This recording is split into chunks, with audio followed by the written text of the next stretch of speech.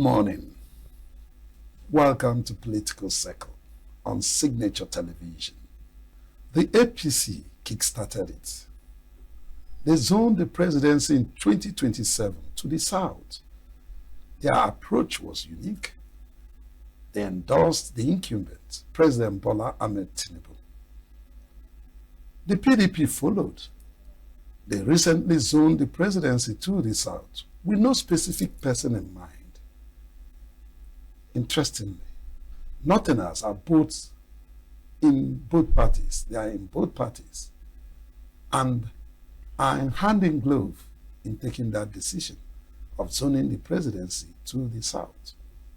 The question is it a Greek gift or an understanding from the North? That's our focus today on Political Circle. The topic is zoning of presidency to the south in 2027.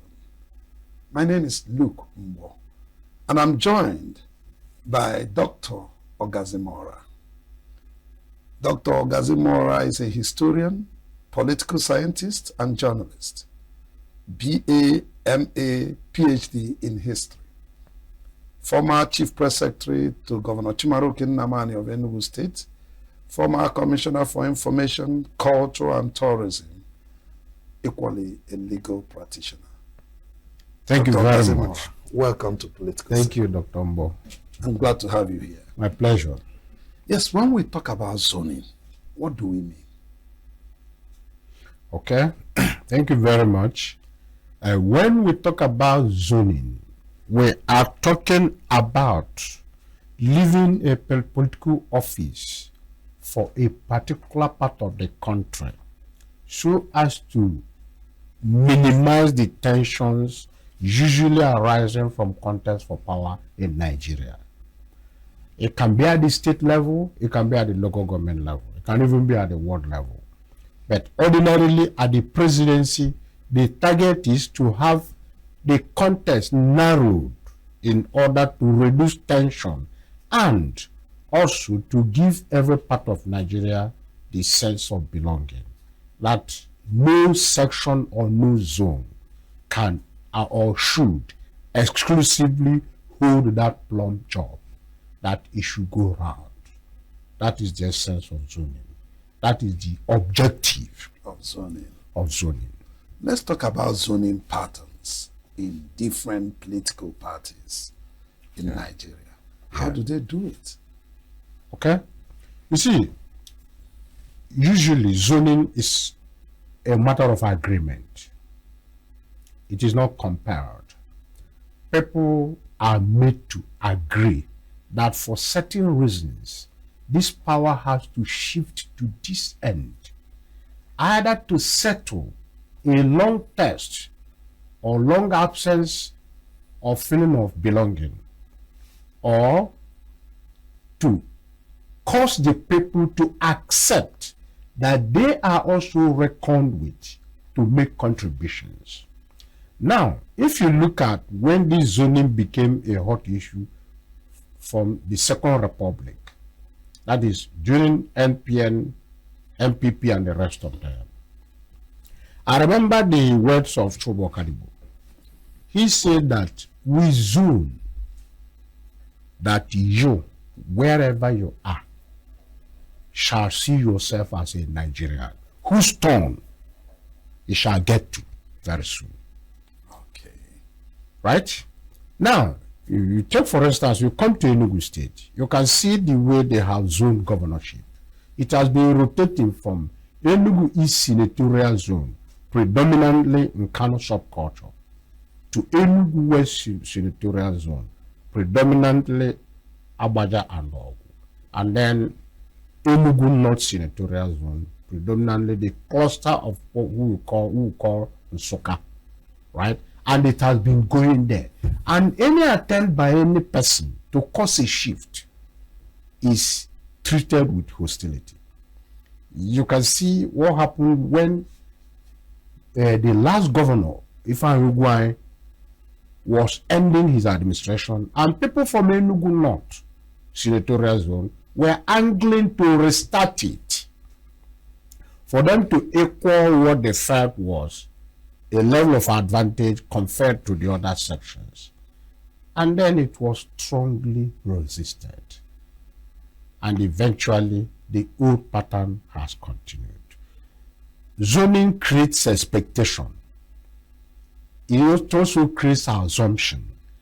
Now that the governor is from Enugu East Senatorial Zone, the Nkano Cultural Cluster, it is expected that the next movement should be to Enugu West. Right. And remember, when it comes to Enugu West, some people are already whispering that there should be subzoning. Okay. Because the last one that came went to an Udi man, being of the Agbaja subculture. And some whispering now is that ordinarily should go to the Ogu, Ujiriva Nere cluster. Right? I don't know whether it is going to go that way, but this is a scenario that is created by zoning. Is this zoning in the constitution or in the party's constitution?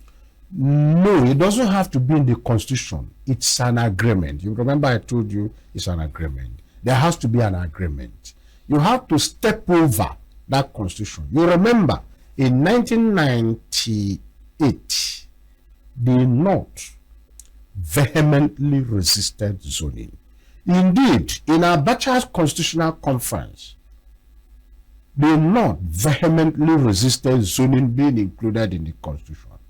At the end of the day, the government said it should be a party affair. Okay. So at the moment, it is a party affair. It is up to the party to say that. Okay, that's to say, I remember when it was zoned to the south during Obasanjo and Remy. Yes. So, and you still find people who are from the other side that is not zoned to contesting. Yes, they can contest because it is not in the constitution. Okay. And they think it is their contesting is a way of protest. It is their way of saying, no, I do not accept it. It is not in the constitution. I do not even accept that person you are favoring. Okay. Secondly, if Party A has zoned this office to this place, has Party B zoned the office to the same place? If the answer is no, then you are likely to have a contestant from the south at the same time you have from the north, from different political parties. Now, the APC have zoned it to the south by declaring that the incumbent is going to contest for them. And PDP is following suit. Yes. Also zoning it to the south. Yes. What are the intentions of the Northern brothers? Well, the North, it is a little bit dicey for the North. You know why? The North ordinarily would not contest zoning it to the south at this moment. But their problem is the person who is going to have it, is this person going to accept single tenure?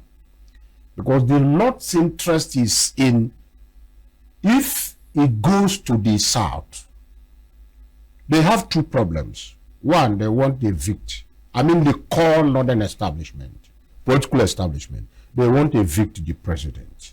That's one. Two, they want the presidency to return to the north, if not now, in 2031. So, if they are going to support zoning to the south, is there the guarantee that this person will accept one tenure? In which case, the person will end in 2031 and hand it over to a northerner in 2031. That is the dilemma for them. Okay. But look at their style. That's why I'm asking, is it a Greek gift or an understanding? Because we might find ourselves in a scenario where there are so many candidates from the south, because we have not heard from parties like ADC. And if they throw up one strong candidate from the north, you can figure it out yourself. The mathematics is simple. Yeah, you see, the mathematics may not be that simple. You know why? A lot of factors have come to play. It's no longer what it used to be.